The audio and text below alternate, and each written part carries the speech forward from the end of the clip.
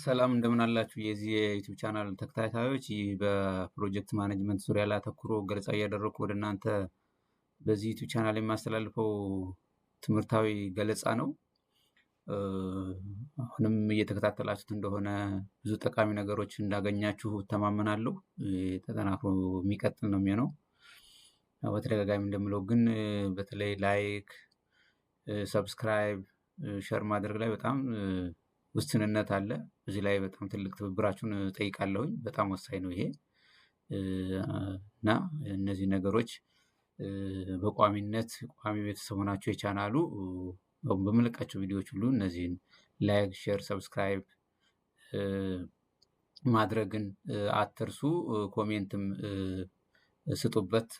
በሚሻሻሉ ጉዳዮች ላይ ጥያቄዎችም ካሉ ፕሮጀክት ማኔጅመንትን አስመልክቶ እነዚህ ነገሮች ለማስታወስ እወዳለሁ። ይሄኛውን ሴሽን እንደጨረስኩ ደግሞ ሌላ ርዕስ ለእናንተ የሚጠቅም ርዕስ መርጬ በዚሁ ቻናል ማስተላለፍ እቀጥላለሁ። ጥሩ የቲዎሪ ኦፍ ቼንጅ ወይም የለውጥ ጽንሰ ሀሳብ ኖትም አዘጋጅቼላችኋለሁ። እሱ ጊዜውን ጠብቆ ደግሞ ማስተላለፍላችሁ ነው የሚሆነው። እንግዲህ በባለፈው ቪዲዮዎች በዚህ በፕሮጀክት ፕሮፖዛል ዙሪያ ላይ ዋና ዋና ነገሮችን ገለጻ አድርጌ ማስተላለፍ ይታወሳል። ፕሮጀክት ፕሮፖዛል ዋና የፕሮጀክት ማኔጅመንት ትልቁ አካል እንደሆነ፣ እንደገና ደግሞ ፕሮጀክት ማኔጅመንት ምን ያካትታል የሚሉትን ዋና ዋናዎቹን በዝርዝር ወደ 15 የሚሆኑ ነጥቦችን ገለጻ አድርጌ ማስተላለፌን ታስታውሳላችሁ ብዬ አስባለሁ። በዛሬውም ገለጻዬ ከዛው ነው የሚቀጥለው።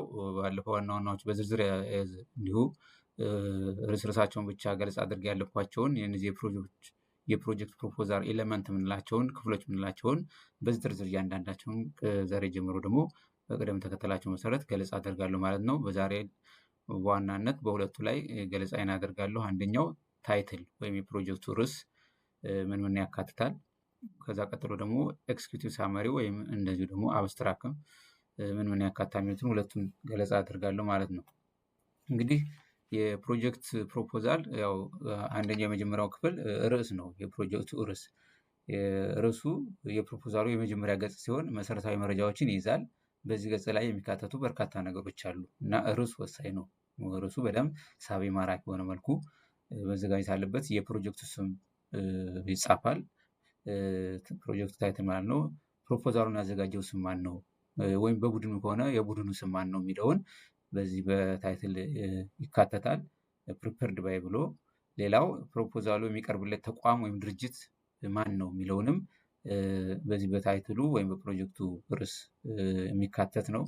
ሌላው የተዘጋጀበት ቀንና ቦታ ዴት ኤንድ ፕሌሱ፣ የት ነው የተዘጋጀው፣ መቼ ነው የተዘጋጀው የሚለውንም ማካተቱ በርዕሱ በጣም ወሳኝ ነው። ይሄ ፊት ለፊት ገጽ ስለሆነ ማንም ሰው በቀላሉ ፕሮጀክቱ ዋና ዋና መረጃዎች እንዲያገኝ ስለሚረዳ ነው።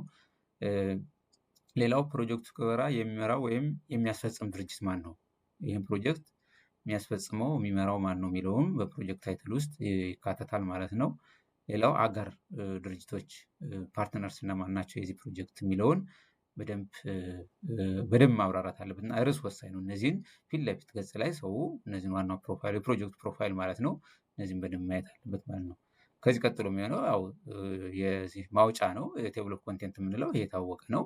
በቃ እያንዳንዱ ዋና ዋና ርዕሶችን ካታጎራይዝ አድርጎ ሰው የሚፈልገውን ርዕስ ከዛ ከማውጫ ይለይና እዛ ሄዶ ቀጥታ እዛ ገጽ ላይ ሄዶ መረዳት እንዲችል መረጃ ማግኘት እንዲችል የሚያግዝ ነው ማለት ነው። ማውጫ መዘጋጀት የሚመከረው በተለይ ከ5 እና ከዛ በላይ ገጽ ለሆኑ ዶክሜንቶች ወይም ሰነዶች ማውጫ የግድ አስፈላጊ ነው። ሰው የሚፈልገውን ነገር ለማግኘት ያ ሙሉ ሲያነብ ከሚውል፣ ስለዚህ በዛ ቴብል ኦፍ ኮንቴንት የሚፈልገውን ርዕስ ገጹን ርዕሱን ይመርጥና ማንበብ ይችላል ማለት ነው።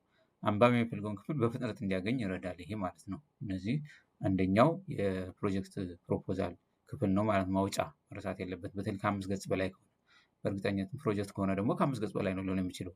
በ5 ገጽ በታች የሚያልቅ ፕሮጀክት ይኖራል ተብሎ ኤክስፔክት አይደረግም። ሌላው ማጠቃለያ ነው፣ አብስትራክት ነው። ይሄ አብስትራክት ኤክስኪዩቲቭ ሳመሪም በሌላ በኩል ደግሞ ይባላል። በእርግጥ ኤክስኪዩቲቭ ሳመሪ የት ነው፣ አብስትራክት የት ነው የሚሆነው የሚለውን መጨረሻ ልዩነታቸውን አብራራለሁ።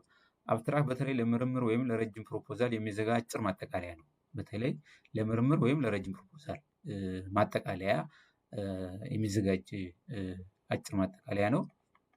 ባህሪያቱ አብስትራክት ከ350 ቃላት መብለጥ የለበትም። ይህ አይመከርም። እስከ 350 ቃላት ነው ቢሆን የሚመረጠው።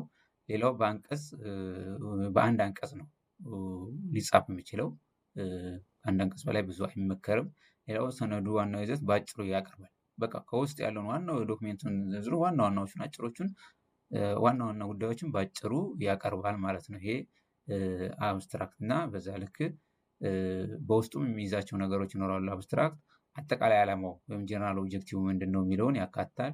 ልዩ ልዩ ዓላማዎች ወይም የምርምር ጥያቄዎች ስፔሲፊክ ኦብጀክቲቭ ሪሰርች ኩዌስችንስ፣ በተለይ ሪሰርች ከሆነ ደግሞ እነዚህ ፕሮጀክት ላይም ከሆነ በጥያቄ መልክ የምናስቀምጣቸው ነገሮችን እነዛን ያካትታል። የጥናት ወይም የፕሮጀክቱ ዘዴ ሜቶድ በተለይ ወሳኝ ነው። በተለይ ወደ ሪሰርች ሲሄድ ደግሞ ሜቶዶሎጂ ወሳኝ ነው። ፕሮጀክቱ የራሱ ሜቶድ አለ የሚፈጸምበት፣ ይህም ማካተት አለበት። እንዴት ነው ዋና ዋና ግኝቶች ሜጀር ፋይንዲንግስ ይህን ፕሮጀክት እንድንቀርጽ እንደ ምክንያት የሆኑ ፋይንዲንጎች ምንድን ናቸው የሚሉትንም እንደ ችግር እንደ ፕሮብሌም እንላቸውን ወይም እድሎችም ከሆኑ እነዛን ማስቀመጥ ይጠበቅበታል። ዋና ዋና ግኝቶች፣ ሌላውም መደምደሚያ ምክረ ሀሳቦች ኮንክሉዥን ሪኮሜንዴሽን ያስፈልጋል። የዛ በዚህ በአብስትራክቶች ይካተታሉ ማለት ነው። በፕሮጀክት ማኔጅመንት ውስጥ ማጆር ፋይንዲንግ ብዙ ጊዜ አይካተትም። ያው ሪሰርች ላይ ነው ብዙ ጊዜ፣ ምክንያቱም ፕሮጀክቱ ገና አልተገበረም እና በምትኩ የሚጠበቁ ውጤቶችን ማስገባት ይቻላል። በዚህ በሜጀር ፋይንዲንግ የምንለው ፕሮጀክት ላይ ከሆነ ማለት ነው። ሪሰርች ላይ ግን እናስቀምጥ የምንችልበት ሁኔታ ይኖራል ኩዌሽኖች። ስለዚህ ይህን በደንብ መያዝ ያስፈልጋል። መጽሐፉ ኤክስፔክት ሪዛልት በፕሮጀክቱ ሜጀር ፋይንዲንግ ከምንል ኤክስፔክት ሪዛልት ብለን ማስቀመጥ እንችላለን ማለት ነው። አንደኛው ክፍል ይሄ ስለሆነ፣ ሌላው አስፈጻሚ ማጠቃለያ ነው። ኤክስኪዩቲቭ ሳመሪ ነው። ይሄ በተለይ ብዙ ጊዜ ፕሮጀክቱን አጠቃላይ ሀሳብ በአጭሩ የሚያቀርብ ክፍል ነው። ልክ እንደ አብስትራክት ሞር አብስትራክት ወደ ሪሰርች ስለሚሄድ ነው። ባህሪያቱ የዚህ ኤክስኪዩቲቭ ሳመሪ በአብዛኛው ከ2 ገጽ ይሆናል፣ እስከ 2 ገጽ ይሆናል ተብሎ ነው ኤክስፔክት የሚደረገው። ያኛው ለምሳሌ አብስትራክት ከ350 በቃላት ነው የተገደበው። ይሄኛው ግን እስከ 2 ገጽ ይሆናል። ከ3 ገጽ በተለይ መብለጥ የለበትም። ከዛ በላይ አብስትራክት መብለጥ የለበትም። 3 ገጽ በላይ መብለጥ የለበትም። 2 ገጽ በጣም ጥሩ ነው፣ ምክንያታዊ ነው ተብሎ ይወሰዳል። ሌላው ሙሉ ፕሮፖዛሉን ሳያነቡ የፕሮጀክት ዋና ሀሳብ ለመረዳት በጣም ይጠቅማል። በተለይ ዲሲሽን ሜከሮች፣ ጊዜ የሌላቸው ሰዎች፣ ሙሉ ዶክሜንቱን ለማንበብ ጊዜውም ሁኔታውም ያልተመቻቸላቸው ሰዎች እዚህ ኤክስኪዩቲቭ ሳመሪ ላይ በደንብ ዋና ዋና ነገሮችን ያዩና በፕሮጀክት ዙሪያ ላይ ያላቸውን መረጃ የሚፈልጉትን መረጃ ይወስዳሉ። ለውሳኔ የሚያበቃቸውንም ሀሳብ እዛ ላይ ማግኘት ይችላሉ ማለት ነው። እና በዛ ልክ በጣም ወሳኝ ነው። ከፍተኛ ኃላፊዎች፣ ውሳኔ ሰጪዎች፣ ለጋሾች ወይም አስተዳዳሪዎች በሙሉ ፕሮፖዛሉን ለማንበብ ጊዜ ሲያጥራቸው በአጭር ጊዜ ፕሮጀክቱን ዋና ዋና ጉዳዮች እንዲረዱ ይረዳል ማለት ነው። ኤክስኪዩቲቭ ሳመሪ በውስጡ የሚካተቱ ብዙ ነገሮች አሉት። አንደኛ ፕሮጀክቱ የሚፈታው ችግር ምንድን ነው? ፕሮብሌም ስቴትሜንት። ይሄ በደንብ ዲፋይን መደረግ አለበት። ፕሮብሌም ስቴትሜንት በተለይ ሪሰርችን ብትሄዱ ፕሮጀክት ላይ ብትሄዱ ወሳኝ ነው። ምንድን ነው ችግሩ? ያ በደንብ ጀስቲፋይ መደረግ አለ። የፕሮጀክቱ ጎሉ ምንድን ነው የሚለውን ዋና ዋና የሚከናወኑ እንቅስቃሴዎች ማጆር አክቲቪቲዎች ምንድን ናቸው? አጠቃላይ የፕሮጀክቱ በጀት ምን ያህል ነው? ፕሮጀክቱ የሚተገበረው ድርጅት ማን ነው የሚለውን እነዚህ በአብስትራክት መካከል በደንብ መካተት ያለባቸው ናቸው ማለት ነው። እንግዲህ በአብስትራክት እና በኤክስኪዩቲቭ ሳመሪ መካከል ያሉ ልዩነቶችን ስናይ አብስትራክት በአብዛኛው ከ350 ቃላት እስከ 350 ቃላት ያህል ነው። ኤክስኪዩቲቭ ሳመሪ ግን ከ2 እስከ 3 ገጽ ሊወስድ ይችላል ማለት ነው። ሌላው አብስትራክት በአንድ ገጽ ይጻፋል። ኤክስኪዩቲቭ ሳመሪ ደግሞ በብዙ አንቀጾች ሊጻፍ ይችላል። አብስትራክት በአንድ አንቀጽ ማለት አብስትራክት በአንድ አንቀጽ ይጻፋል። ኤክስኪዩቲቭ ሳመሪ ደግሞ ብዙ አንቀጾች ሊኖሩ ይችላሉ እና ያ አንዱ ልዩነታቸው ነው። ሌላው አብስትራክት በዋናነት በምርምር ሰነዶች ላይ ነው ብዙ ጊዜ ጥቅም ላይ የሚውለው አብስትራክት ብለን የምናስቀምጠው። ኤክስኪዩቲቭ ሳመሪ ደግሞ በፕሮጀክት ፕሮፖዛሎች እና ለጋሽ ድርጅቶች በሚያቀርቡ ሰነዶች ውስጥ በብዛት ይጠቀማል ማለት ነው። ሌላው አብስትራክት የጥናቱን አጠቃላይ ማጠቃለያ ይሰጣል። ኤክስኪዩቲቭ ሳመሪ ደግሞ የፕሮጀክቱን ዋና ዋና ሀሳብ፣ በጀት፣ እንቅስቃሴዎች እና ተፈላጊ ውጤቶችን ያጠቃልላል ማለት ነው። እና እነዚህ በዋናነት የፕሮጀክት ፕሮፖዛል አካሎች ናቸው። እነዚህ በደንብ አድርጎ በቅደም ተከተላቸው በደንብ ማስቀመጥ ያስፈልጋል። ስትራክቸሩን ኦርደሩን ጠብቆ ማለት ነው። እንግዲህ የዛሬው ቪዲዮ እዚህ ላይ ያተኮረ የነበረው፣ ቀጣዮቹን ደግሞ በዚሁ ቅደም ተከተል መሰረት ገለጻ እያደረኩ ለእናንተ አስተላልፋለሁ። በድጋሚ ላይክ፣ ሼር፣ ሰብስክራይብ ማድረግን አትርሱ አትርሱ አትርሱ። አደራ ነው የምለው። በያላችሁበት ሰላማችሁን ያብዛላችሁ። ደህና ቆዩ።